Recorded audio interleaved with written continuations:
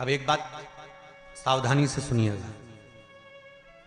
शायद शिव महापुराण के माध्यम से अभी तक ये बात सामने नहीं आई, पर शिव पंचायत कथा में आ रही है। तो सावधानी से सुनना।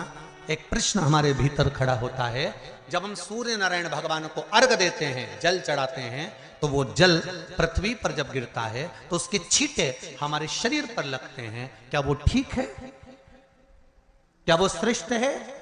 तो शिव महापुराण की कथा कहती है, जब हम सूर्य को अर्घ देते हैं, सूर्य को जल चढ़ाते हैं, वो पानी जब पृथ्वी पर गिरता है, उसके छींटे हमारे शरीर पर लगते हैं, तो वो श्रेष्ठता का भाव निर्मित करते हैं। वो गलत नहीं हो सकता। कारण अब वो भी समझ लीजिए।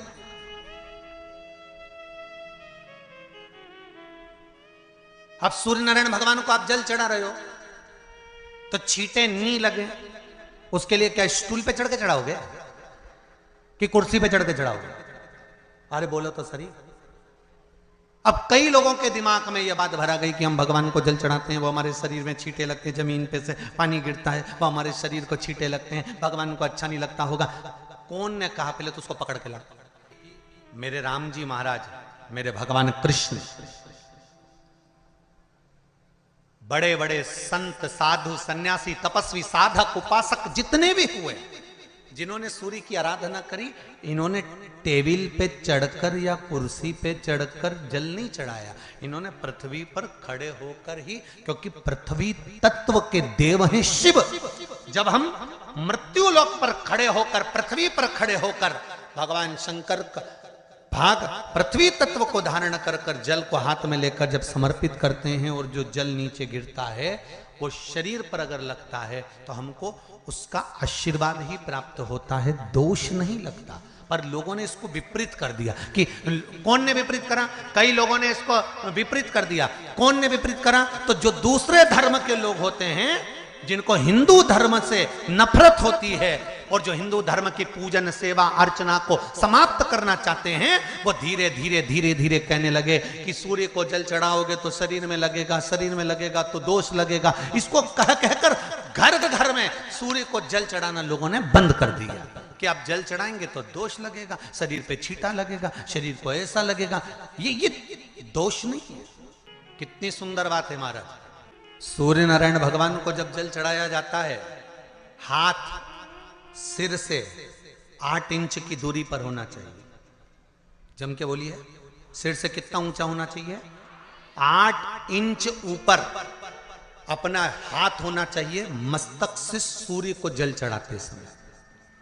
और ना चांदी का, ना स्टील का, ना लोहे का, ना प्लास्टिक का, ना कांच का, ना सोने का कोई बर्तन, ना कांसे का, ना एल्युमिनियम का, ना पीतल का, केवल एक पात्र होना चाहिए, वो है तांबे का। काय का पात्र होना चाहिए? तांबे का पात्र। और सूर्य नारायण भगवान को जब 8 इंच ऊपर तुम्हारा हस्त है, और जब हम सूर्य को जल चढ़ा रहे हैं, कैसे जल चढ़ाना है वो भी समझ लीजिए। अगर कोई कैंसर का मरीज है, जिसके चेस्ट में कैंसर आ गया हो, लेफ्ट में, राइट में कहीं पर कैंसर आ गया हो, या कोई गठान आ गई हो, तो महाराज आप जल चढ़ाते समय उस जल की धार को सूर्य भगवान को जब चढ़ा रहे हो, तो धार आपकी गठान की ओर जाना चाहिए, जिससे सूर्य की किरण उस जल में से आपके उस स्थान पर पड़े, उस जगह पर पड़े जहां पर गठान है। महाराज आप लगातार जल तो चढ़ाना चालू करो, अच्छे अच्छे डॉक्टर फेल हो जाएंगे और कह देंगे गठान ठीक हो गई। आपका लीवर और किडनी गड़बड़ कर रहा है, आप प्रतिदिन, आपका स्वास्थ्य गड़बड़ रहता है, आप प्रतिदिन ये ज्योतिष शास्त्र के अंतर्गत, रत्न शास्त्र के अंतर्गत, ये रत्न शास्त्र, ज्योतिष शास्त्र, रंग शास्त्र जो हमारे यहाँ है, रंगों के हिसाब से ये जितने रत्न होते हैं, माणिक हुआ, मोती हुआ, नीलम हुआ, मूंगा हुआ, पुखराज हुआ, ये क्यों कहते हैं ये पीला है, ये सफेद है, ये नीला है, ये लाल है, इसको शरीर में क्यों पहनाते हैं? उसका कारण होता है कि जब शरीर में पहनते हैं, सूर्य की किरण उसमें पड़ती है, हमारे शरीर पर वो कलर का इफेक्ट पड़ता है, उस कलर को शरीर पर लगता है, और शरीर पर लगता है तो हमारा शरीर धीरे धीरे, हमारी जो इंद्रियां हैं वो सही होने लगती हैं, काम सही होने लगता है। तो आप कहते हो ना सब, मैं कौन सा नक पहनूं, मैं कौन सा मोती पहनूं, मैं कौन सा पुखराज पहनूं, मैं कौन सा नीलम पहनूं, वो ज्योतिष शास्त्र के अंतर्गत, रत्न शास्त्र के अंतर्गत जितने रत्न हम पहनते हैं ये केवल उस किरण के लिए ही तो पहनते हैं कि जो सूर्य की किरण मिले, उस किरण का प्रभाव हमारे शरीर पर पड़े। तो इन सबसे अच्छा है कि सुबह शंकर भगवान का नाम लो, तांबा का लोटा में जल भरो, 8 इंच ऊपर सिर से हाथ होना चाहिए, और सूर्य नारायण भगवान का दर्शन साधारण नहीं, जो जल तुम चढ़ा रहे हो वो जल की जो धार आ रही है उसमें सूर्य का दर्शन होना चाहिए, तो कैंसर की बीमारी कभी नहीं हो सकती। लीवर, किडनी, हार्ट, आपके हार्ट में अगर तकलीफ है, डॉक्टर ने कह दिया कि इसमें नस चोक है, आपको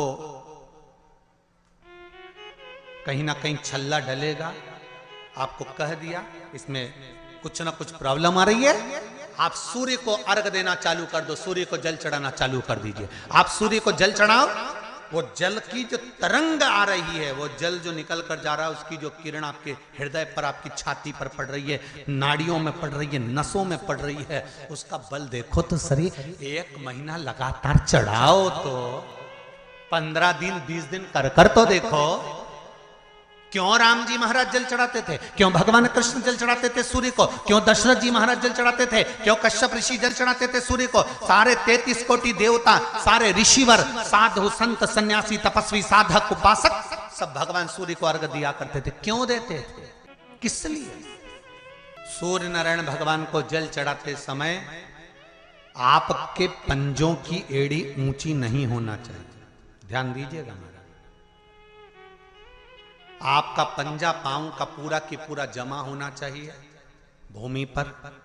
हाथ कितने इंच ऊपर? 8 इंच ऊपर होना चाहिए। जल जो गिरे, सूर्य की किरण, सूर्य का दर्शन उस जल की रोशनी में करना चाहिए। क्या होगा उससे? जिस बच्चे को आंख में चश्मा लगा हो, मोटे से मोटा चश्मा लगा हो, छूट नहीं रहा हो, तो थोड़े दिन उसको सूर्य का अर्घ चढ़वाना चालू कर दो, और जल में से सूर्य का दर्शन कराना चालू कर दो। सूर्य का दर्शन जल में से 2 महीना 2.5 महीना बहुत है, आंख की रोशनी बढ़ जाएगी, चश्मा हट जाएगा। आप कर देखिए।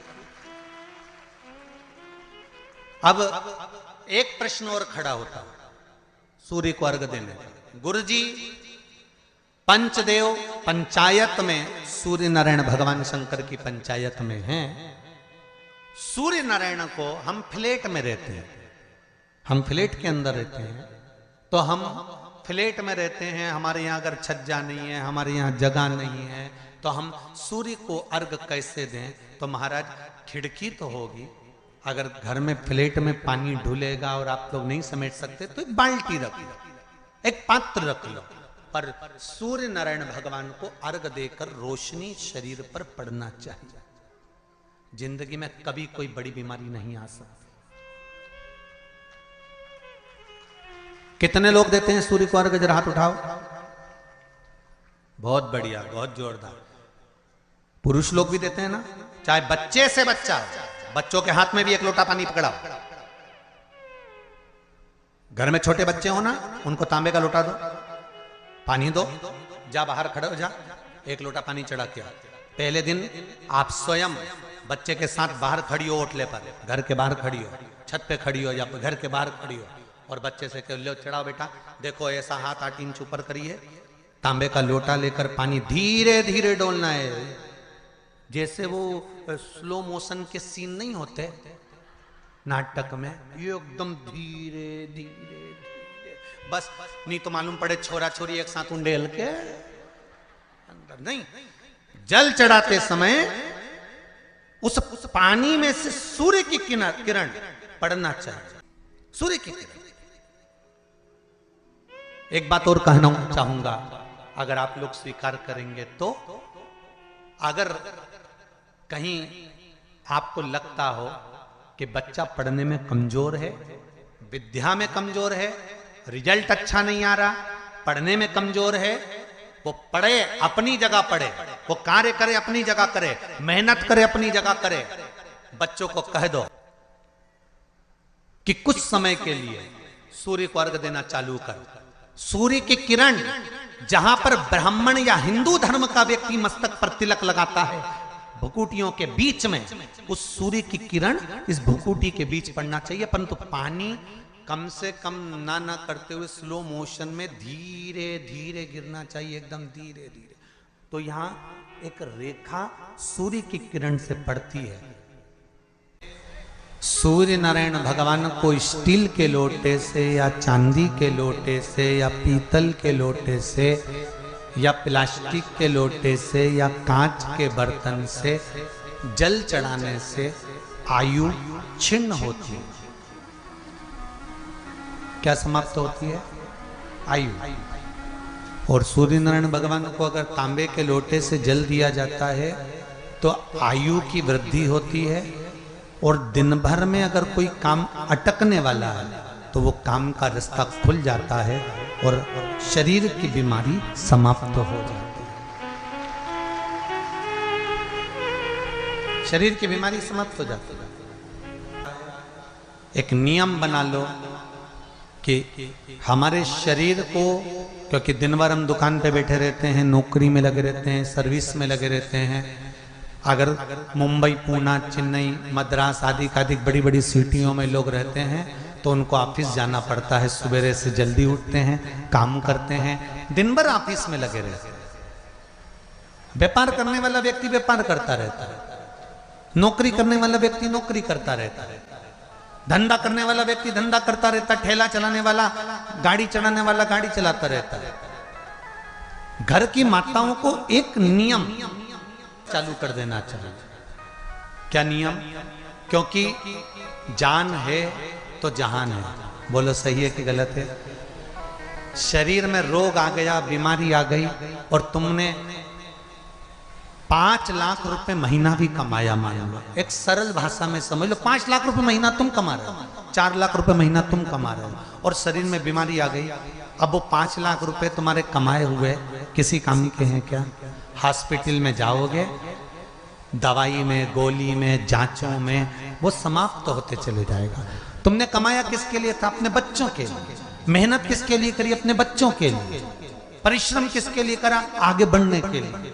और मालूम पड़ा कि तुम बीमार पड़ गए, जितना तुमने कमा कर जोड़ा था वो सब तुम्हारी बीमारी में लग गया। तो ऐसा कमाना कोई फायदे का है क्या?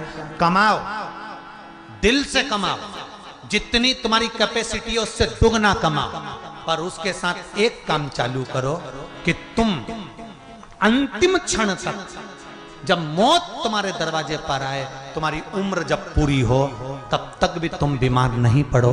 उसके लिए एक काम चालू कर दो, हमें तांबे के लोटे में पानी भरना है, सिर से 8 इंच ऊपर रखना है, सूर्य को अर्घ देना है, और जो पानी नीचे गिरेगा उस पानी में से सूर्य का दर्शन करना है। वो पानी जब हमारे शरीर के इस हृदय रेखा के सम्मुख से, इस कपाल रेखा के बीच में से, मध्य से उस पानी की धार जब सूर्य की किरण देगा तो हमारे शरीर में कोई बड़ी बीमारी, ना कैंसर, ना लीवर, ना किडनी, कोई अटैक पटैक आ ही नहीं सकती।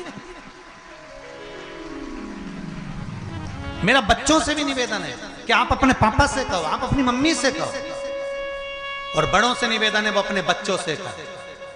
बुजुर्ग माताओं से निवेदन है, अगर आप अपने बच्चों को सुखी देखना चाहती हो, बीमारी में पैसा नहीं लगाना चाहती, आप अपने बच्चों को अंत समय अपनी आंखों से उसको तड़पता हुआ नहीं मरना देखना चाहती, तो सूर्य को अर्घ देना चालू कर दो।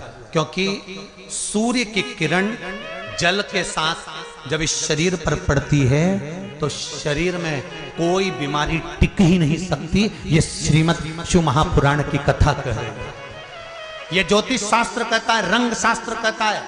हमारे जितने ज्योतिष शास्त्र हैं, रंग शास्त्र हैं, नग बताते हैं, मोती बताते हैं, नीलम बताते हैं, पन्ना बताते हैं, ये सब क्या पहनाते हैं? रंग का क्यों पहनाते हैं? क्योंकि रंग का इफेक्ट इस शरीर पर पड़ता है। कपड़े कौन से कलर के पहन रहा है उसका इफेक्ट इस शरीर पर पड़ता है। उसी तरह 8 इंच ऊपर मस्तिष्क से तुम्हारा हाथ होना चाहिए, तांबे के कलश में जल होना चाहिए और सूर्य को देखकर उस जल की धार में सूर्य को जल दीजिए। जिंदगी में बीमारी तुमको नहीं घेर सकती, और बीमार हो भी गए हो तो 15-20 दिन करके देखने में कुछ नहीं जाता। बाद में मत करना, सियोर वाला हमारा झूठ बोल रहा होगा, उसमें क्या दिक्कत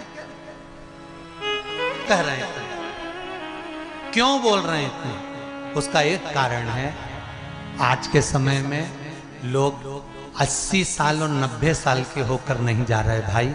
आज के समय में लोग अटैक आता है, बीमारी आती है, कैंसर हो गया, शुगर हो गई, बीपी हो गया, 60, 70, 75, 55, 40 में लोगों के प्राण छूट जा रहे हैं। अगर ये पूरी पृथ्वी युवानों से जवानों से अगर विहीन हो जाएगी तो किस काम की? तुम्हारा कमाया गया धन किस काम का होगा? कौन कौन ले रहा है नियम? आज से नियम बना लो, एक तांबे का लोटा जल सूर्य नारायण को अर्घ देना है हमको प्रतिदिन। घर का चाहे छोटा हो चाहे बड़ा हो, जिस बच्चे को रोज बुखार आता हो, निमोनिया हो रहा हो, जिसका लीवर किडनी डैमेज हो गया हो, वो नियम बना लो, 15 दिन के अंदर 20 दिन के अंदर डायलिसिस में अंतर आ जाएगा तुम्हारे। तुम कर तो देखो, इस प्रभाव करे। बनाओ नियम। जिस नारी को रजो धर्म से जुड़ी हुई या गर्भाशय से जुड़ी हुई कोई बीमारी हो गई हो, वो नारी भी सूर्य को जब अर्घ दे तो उस जल को बिल्कुल स्लो एकदम धीरे धीरे गिरा, एकदम धीमा, जल्दी जल्दी पानी उंडेल के मत आना। सूर्य देवता को अर्घ देना हो सकता है तुम लोग इसलिए भी नहीं दो कि लोग हंसेंगे, शर्म करेंगे। तो दुनिया हंसे, जब हॉस्पिटल में पड़े रहोगे तब नहीं हंसेंगे कि कमा कमा के मर गया, ले यहीं छोड़ दिया। जब भी तो लोग हंसेंगे। तो उससे अच्छा है दुनिया आग लगे बस्ती में, अरे अच्छे से बोलो जरा, आग लगे बस्ती में, अपन रहो मस्ती में। और एक निवेदन हो रहे, जो ये बात कही है इसकी क्लिपिंग आप काट लेना और सारे के व्हाट्सएप पे भेज देना। 1 लोटा तांबे का जल सूर्य नारायण को देना है इस शरीर के लिए, क्योंकि हमने परिवार के लिए बहुत करा, अब अपने लिए करना है। कोई पैसा लग रहा है? अरे बोलते जाओ। सियोर वाले महाराज ने तुमसे धन मांगा? नहीं। पैसा मांगा? नहीं। इसमें तुम्हारे अगर प्राण बचेंगे तो सियोर वाले महाराज का कोई भला होगा? नहीं। भला किसका होगा? तुम्हारी पत्नी का सौभाग्य अमर होगा, तुम्हारे बच्चों का पिता उनके सामने होगा और माँ उसके सामने होगी। तुम्हारे लिए करना, या हमारे को कुछ नहीं चाहिए, तुम तो तुम्हारे लिए करो।